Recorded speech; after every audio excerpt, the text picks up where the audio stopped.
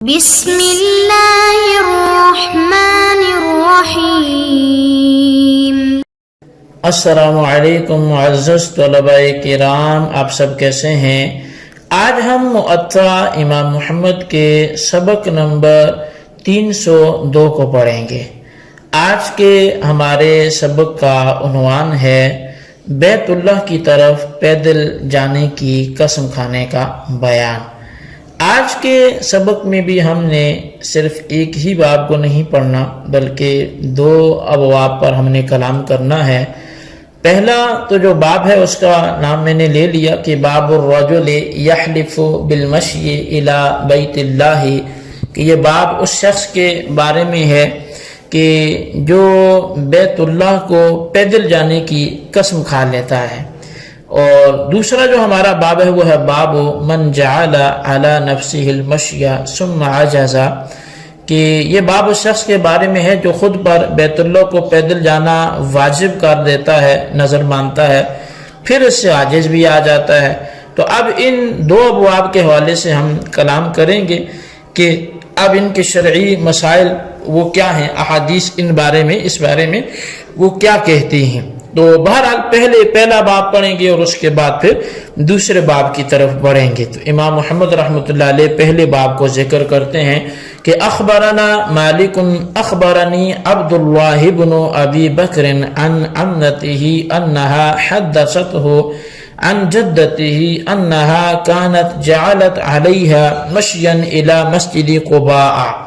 فماتت ولم تقضه فافتى ابن عباس ابنتها ان تمشي عنها۔ امام محمد رحمۃ اللہ علیہ آپ فرماتے ہیں کہ ہمیں امام مالک نے بتایا ہے اور انہوں نے کہا کہ مجھے عبداللہ بن ابو بکر نے اپنی پھوپھی کے ذریعے بتایا کہ ان کی دادی نے مسجد قباء پیدل چل کر جانے کی نظر مان رکھی تھی، وہ فوت ہو گئیں اور نظر پوری نہ کر سکیں۔ تو حضرت عبداللہ بن عباس رضی اللہ عنہما نے ان کی بیٹی کو فتویٰ دیا کہ وہ ان کی طرف سے قباء چل کر جائیں۔ اخبرنا مالک حدثنا عبد اللہ بن ابی حبیبۃ قال قلت لرجل وانا حدیث السن لیس علی الرجل یقول علی المشی الى بیت اللہ ولا یسمی نظرا شیء فقال الرجل هلك إلى أن أعطيك هذا الجر والجر وقصاء في يده وتقول علي مشي إلى بيت الله تعالى، فقلت نعم، فقلته فمكثت حينا حتى أقلت، فقيل لي إن عليك مشيا، فجئت سعيد بن المسيب فسألته عن ذلك فقال علیک مشی فمشیت۔ امام محمد رحمۃ اللہ علیہ آپ بیان فرماتے ہیں کہ ہمیں امام مالک نے بتایا، وہ کہتے ہیں کہ ہمیں عبداللہ بن ابو حبیبہ نے بتایا ہے کہ میں نے ایک شخص سے کہا جبکہ میں چھوٹی عمر کا تھا کہ جو شخص یہ کہے کہ مجھ پر بیت اللہ کو جانا لازم ہے اور نظر کا نام نہ لے، تو یہ نہ کہے کہ میں نے اللہ تعالیٰ کے لیے یعنی میں نظر مانتا ہوں، صرف یہ کہے کہ مجھ پر بیت اللہ کے لیے جانا لازم ہے اور وہ نظر کا کوئی بھی نام نہیں لیتا۔ تو فرمایا کہ اس پر کچھ لازم نہیں۔ اس نے کہا وہ تو ہلاک ہو گیا۔ پھر وہ مجھ سے کہنے لگا کہ اگر تم کہو کہ مجھ پر بیت اللہ کو جانا لازم ہے تو میں تمہیں یہ چھوٹی سی ککڑی دوں گا۔ میں نے کہہ دیا کہ ہاں مجھ پر اللہ تعالیٰ کے گھر کو جانا لازم ہے، تو میں نے یہ کہہ دیا، مگر میں اس کام سے رکا رہا تاکہ مجھ میں سوجھ بوجھ پیدا ہو جائے۔ تو بہرحال مجھ میں جب سوجھ بوجھ پیدا ہوگی تو پھر مجھے بتایا گیا کہ مجھ پر بیت اللہ کو جانا لازم ہے۔ تو کہا کہ میں پھر حضرت سعید بن مسیب رضی اللہ تعالیٰ عنہ کے پاس آیا اور ان سے اس بارے میں پوچھا، تو انہوں نے کہا کہ تجھ پر پیدل جانا لازم ہے، تو میں پیدل چل کر گیا۔ قال محمد وبهذا نأخذ من جعل عليه المشي إلى بيت الله لزمه المشي إن جعله نذرا أو غير نذر وهو قول ابی حنیفہ والعامۃ من فقہائنا رحمہم اللہ تعالی۔ امام محمد رحمۃ اللہ علیہ فرماتے ہیں کہ جس شخص نے خود پر بیت اللہ کو پیدل چل کر جانا لازم کیا ہوا تو اسے ایسا کرنا ضروری ہو جاتا ہے، خواہ وہ اس کی نظر مانے یا نہ مانے، یعنی خواہ یہ کہے کہ میں اللہ تعالیٰ کے لیے اس کی نظر مانتا ہوں یا نہ کہے۔ امام اعظم امام ابو حنیفہ رضی اللہ تعالیٰ عنہ کا یہی قول ہے، اور یہی ہمارے عام فقہائے کرام بھی کہتے ہیں۔ تو معزز طلبہ کرام، ان روایات میں سے جو پہلی روایت میں عبداللہ بن ابو بکر کی دادی کو حضرت عبداللہ بن عباس کا یہ فتویٰ دینا مذکور ہوا کہ اس پر مسجد قباء کی طرف پیدل چل کر جانا لازم ہے، اس کی وجہ یہ ہے کہ انہوں نے اس چیز کی نظر مانی تھی، اور اگر وہ ایسا کیے بغیر مر گئی تو اس پر بیٹی اس کی طرف سے پیدل چل کر جائے، مگر حضرت عبداللہ بن عباس رضی اللہ عنہما اس قول میں منفرد ہیں، یعنی وہ اکیلے ہیں، تو اس لیے چاروں ائمہ فقہ جو ہیں وہ فقہ میں سے کسی نے بھی یہ مسلک نہیں اپنایا جو حضرت عبداللہ بن عباس نے ان کو فتویٰ دیا تھا، کیونکہ مسجد قباء میں جا کر نماز پڑھنا اگرچہ فی نفس ہی وہ حدیث شریف کے مطابق ایک عمرے کا ثواب رکھتا ہے، نسائی شریف کے حدیث پاک ہے، مگر اس کے لیے پیدل چل کر جانے کو خود پر لازم کرنا فی نفس ہی کچھ معنی اور فضیلت نہیں رکھتا، اور نہ یہ عبادات میں سے کوئی مقصودی عبادت ہے، جبکہ نظر کی شرائط صحت میں سے ایک یہ بھی ہے کہ وہ بذات مقصودی عبادت ہو، جیسے نماز ہے، روزہ ہے، حج ہے، عمرہ وغیرہ ہے، تو اس لیے محض وضو کی نظر ماننا یہ درست نہیں ہے، کیونکہ یہ بھی مقصودی عبادت نہیں ہے، ایسی فتح القدیر میں بھی اس کو بیان کیا گیا۔ تو بہرحال خلاصہ یہ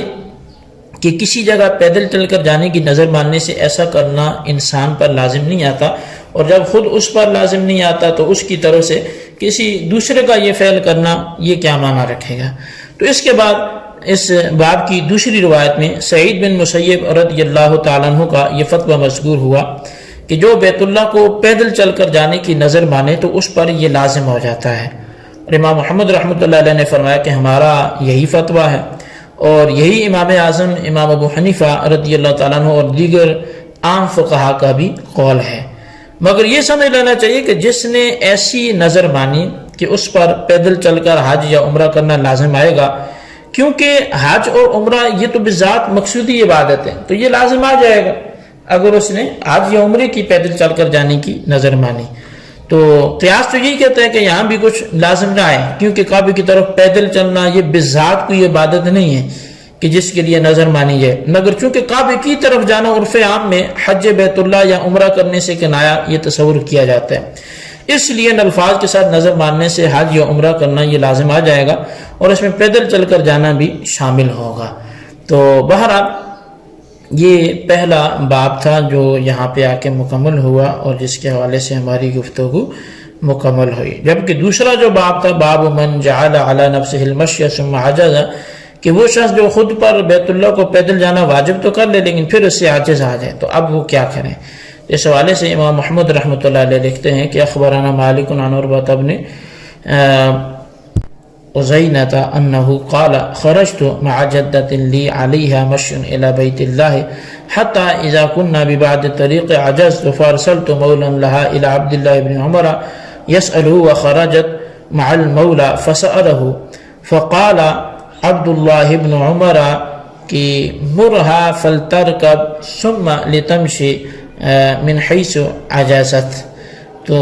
امام محمد رحمۃ اللہ علیہ فرماتے ہیں کہ امام مالک نے ہمیں عروہ بن عزینہ سے کے بارے میں خبر دی کہ وہ کہتے ہیں کہ میں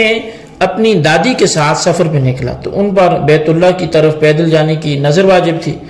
جب ہم نے کچھ راستہ طے کر لیا تو وہ چلنے سے عاجز آ گئے، انہوں نے اپنا غلام عبداللہ بن عمر کے پاس بھیجا مسئلہ پوچھنے کے لیے، تو میں بھی اس کے ساتھ ہو لیا، تو اس نے آپ رضی اللہ عنہ سے سوال کیا تو آپ نے فرمایا کہ وہ عورت اب سوار ہو جائے اور دوبارہ آ کر وہیں سے پیدل چلنا شروع کرے جہاں وہ عاجز آئی تھی۔ قال محمد قد قال هذا قوم واحب الينا من هذا القول ما روي عن علی بن ابی طالب رضی اللہ عنہ۔ امام محمد رحمۃ اللہ علیہ آپ فرماتے ہیں کہ یہ ایک قوم کی یہی رائے ہے، جبکہ ہمارے نزدیک احناف کے نزدیک حضرت علی رضی اللہ تعالیٰ عنہ کا قول پسندیدہ ہے، اخبرنا شعبة بن الحجاج عن الحكم بن عتبة عن ابراهيم النخعي عن علي بن ابي طالب كرم الله وجهه انه قال: من نذر ان يحج ماشيا ثم عجز فليركب وليحج ولينحر بدنة. وجاء عنه في حديث آخر: ويهدي هدية. فبهذا نأخذ يكون الهدي مكان المشي، وهو قول ابی حنیفة والعامة من فقهائنا رحمهم اللہ تعالی۔ امام محمد رحمۃ اللہ علیہ فرماتے ہیں کہ ہمیں شعبہ بن حجاج نے حکم بن عتبہ سے ابراہیم نخعی کے ذریعے سے یہ روایت کر کے بتایا ہے کہ حضرت علی بن ابی طالب رضی اللہ تعالیٰ عنہ فرماتے ہیں: جو شخص پیدل حج کو جانے کی نظر مانے پھر اس سے عاجز آ جائے تو سوار ہو جائے، حج مکمل کرے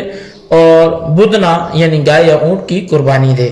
اور دوسری حدیث میں ہے کہ ہدی پیش کرے، اور ہم اسی قول پر عمل کرتے ہیں کہ پیدل چلنے کی جگہ قربانی دے دے۔ یہی امام اعظم امام ابو حنیفہ رضی اللہ تعالیٰ عنہ اور ہمارے عام فقہائے کرام کا قول ہے۔ اخبرنا مالک اخبرنا یحیی بن سعید قال كان علی مشی فاصابتنی خاصرة فركبت حتى أتيت مكة فسألت عطاء بن أبي رباح وغيره فقالوا عليك هدي، فلما قدمت المدينة سألت فأمروني أن أمشي من حيث عجزت مرة أخرى فمشيت۔ امام محمد رحمۃ اللہ علیہ فرماتے ہیں کہ ہمیں امام مالک نے بتایا اور انہیں یحییٰ بن سعید نے خبر دی کہ مجھ پر کعبۃ اللہ کو پیدل جانے کی نظر واجب تھی، مجھے جو ہے وہ پہلو کے درد نے آ لیا تو میں سوار ہو گیا، تو میں مکے آیا، میں نے عطا بن ابو رباح وغیرہ سے پوچھا تو انہوں نے کہا کہ تجھ پر جانور کی قربانی لازم ہے، پیدل جانا لازم نہیں ہے۔ جب میں مدینے میں آیا اور اس بارے میں فقہائے مدینہ سے سوال کیا تو انہوں نے مجھے حکم دیا کہ دوبارہ جاؤں اور وہیں سے پیدل چل کر آؤں جہاں میں چلنے سے عاجز آ رہا تھا۔ قال محمد وبقول عطاء نأخذ يركب عليه هدي لركوبه وليس عليه ان يعود۔ امام محمد رحمۃ اللہ علیہ آپ فرماتے ہیں کہ ہم عطا کے قول پر عمل کرتے ہیں کہ وہ شخص سوار ہو جائے اور اس پر نظر پوری نہ کرنے کے باعث ہدی لازم ہے، اور اس پر واپس جانا اور جائے عجز سے چل کر آنا یہ لازم نہیں ہے۔ تو معزز طلباء کرام، جو شخص بیت اللہ کو پیدل جانے یا حج یا عمرہ کرنے کی نظر مانے مگر راستے میں چلنے سے رہ جائے تو اس بارے میں دو آراء ہیں۔ حضرت عبداللہ بن عمر رضی اللہ عنہما کی رائے میں تو اسے سوار ہو کر مکے جانا چاہیے اور دوبارہ سفر اختیار کر کے وہیں سے پیدل چلنے کا آغاز کرنا چاہیے جہاں پہلی دفعہ چھوڑا تھا، جبکہ حضرت سیدنا علی المرتضیٰ شیر خدا کرم اللہ تعالی وجہ الکریم کے نزدیک اسے عاجز آنے پر بقیہ سفر سواری پر کرنا چاہیے اور اس کے عوض سے جانور قربان کرنا لازم ہے۔ امام محمد رحمۃ اللہ علیہ فرماتے ہیں کہ ہمارا اسی پر فتویٰ اور عمل ہے، اور امام اعظم ابو حنیفہ رضی اللہ تعالیٰ عنہ کا بھی یہی مسلک اور یہی قول ہے۔ تو بہرحال یہی آثار کے اور دیگر عقل و نقل کے موافق بھی ہے۔ اللہ تبارک و تعالیٰ سے دعا کرتے ہیں جو ہم نے پڑھا سنا سے یاد رکھنے کی توفیق نصیب فرمائے، آمین بجاہ النبی الامین صلی اللہ علیہ وسلم۔